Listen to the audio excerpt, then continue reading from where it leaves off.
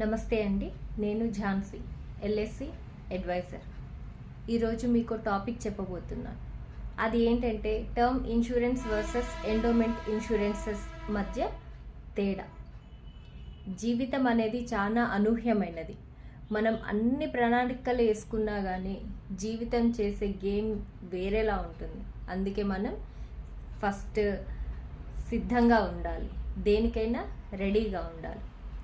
Insurance అంటే 100 రకాలు ఉన్నాయి, కానీ వాటిలో ముఖ్యమైనవి రెండు: term insurance, endowment insurance.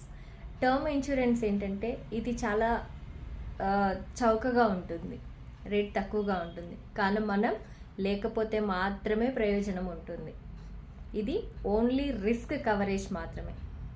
Endowment policy ఇది ఖర్చు ఎక్కువ ఉంటుంది, కానీ మనం బ్రతికి ఉంటే డబ్బు మనకు వస్తుంది.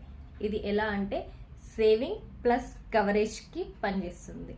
ఫ్యూచర్లో మీకు ఏమైనా ఇబ్బంది అయినప్పుడు ఎండోమెంట్ పాలసీ అనేది మీకు ఆదుకుంటుంది. అప్పుడు ఆ మనీ అనేటి వస్తాయి.